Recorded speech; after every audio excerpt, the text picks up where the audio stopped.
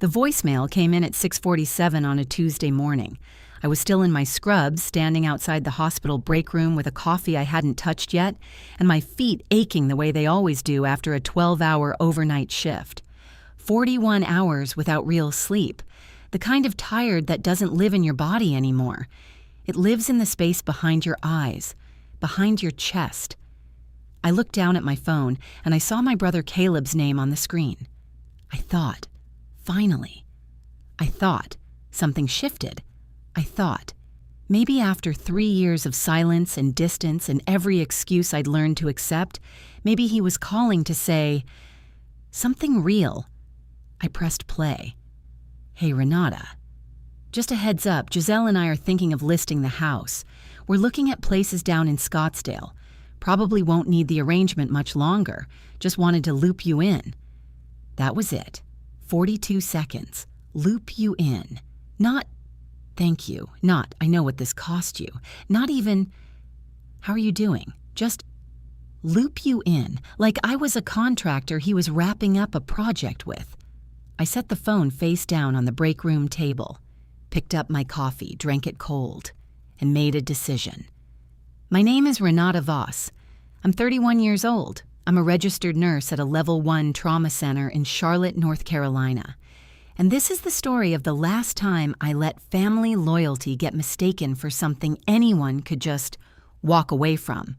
Let me take you back to where this started, because the arrangement didn't happen overnight.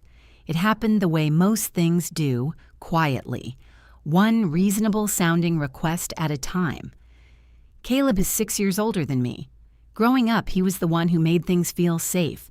When our parents went through the divorce, when Dad moved to Raleigh and Mom started working doubles just to keep the lights on, Caleb was the one who drove me to school, who made sure there was food in the house, who sat across from me at the kitchen table on nights when everything felt too loud and just stayed. I owe him something real. I knew that. I'd always known that, which is probably why, when he called me 3.5 years ago, I said yes before he even finished explaining. He and his wife Giselle had found a house. A good house, he said, good neighborhood, good school district for when they started a family. The problem was the numbers. Caleb had been self-employed for a few years, running a landscaping company that did fine, but the documentation was inconsistent. Giselle had student loans that were pulling her credit profile down. The rate they were being offered without a co-signer was 8.2%. With a co-signer who had a clean credit history and steady documented income, it dropped to 5.1. Our Aunt Marlene is the one who walked me through it. Marlene is my dad's sister. She spent 20 years in mortgage lending before she retired and moved to Asheville. She called me herself after Caleb mentioned it to her, not to push me, but because she's the kind of person who makes sure you understand what you're agreeing to before you agree to it. She explained co-borrower liability. She explained what it would mean for my own credit profile.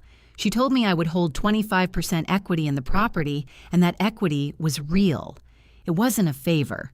It was an ownership stake. She also said something I've thought about many times since.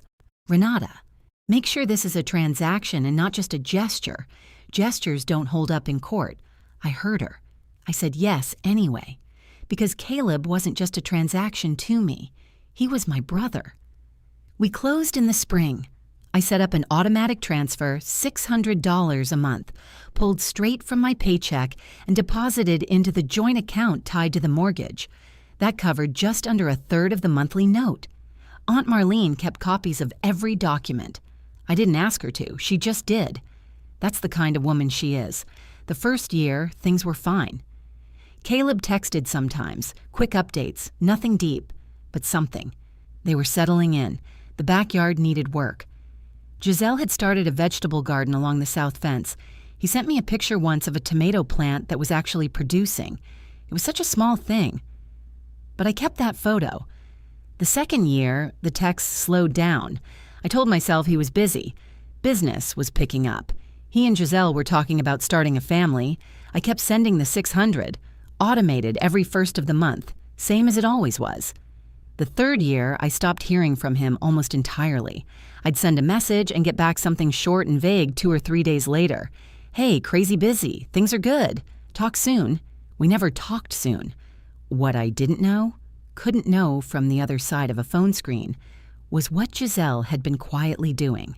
My cousin Deja lives 20 minutes from Caleb and Giselle. She's Marlene's youngest daughter, sharp, observant, and she does not let things slide. Deja had been to the house a handful of times for cookouts, birthday things, that kind of gathering where nobody says anything real, but you still manage to learn things. She called me in February, about 7 weeks before the voicemail. She said, "Renata, I need to tell you something, and I want you to just listen before you say anything." She told me that at a New Year's party, she'd overheard Giselle telling someone that she and Caleb were planning to sell, that they'd use the equity to buy outright in Arizona, and that they weren't planning to have a complicated conversation about the situation. That's what she called my 3 years of $600 a month.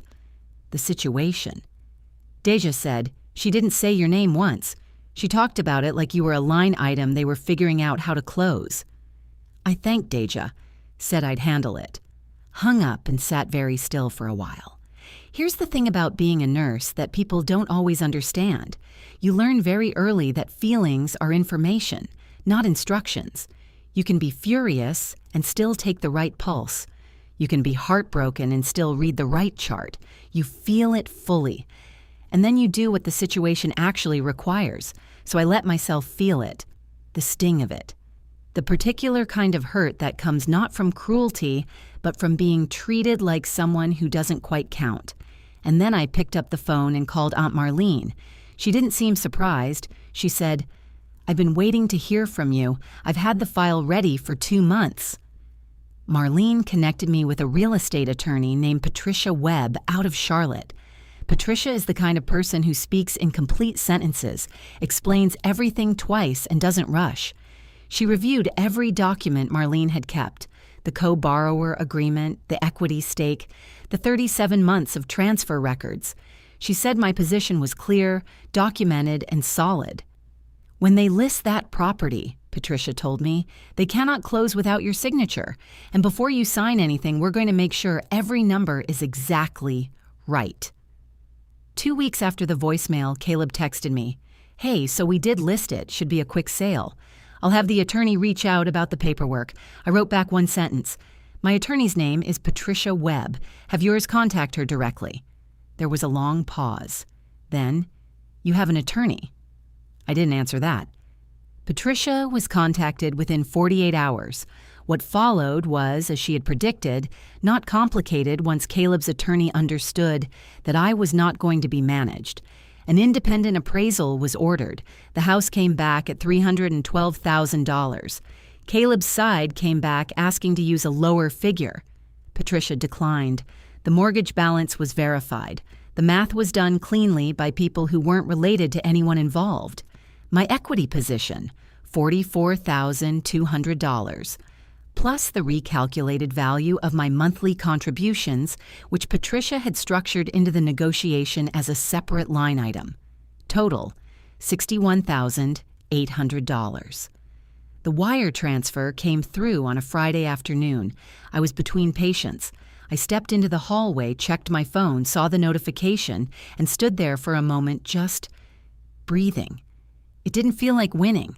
It felt like being handed back something that had already been mine, like finally collecting something that had been sitting in a box with your name on it, just waiting for someone to stop standing in front of it. I went back to work. Caleb called me 3 days later. I let it go to voicemail. He said he felt like things had gotten transactional, that he hadn't meant for it to go this way, that he hoped we could talk. His voice sounded tired in a way I recognized because it was the same tired I'd been carrying for about 2 years.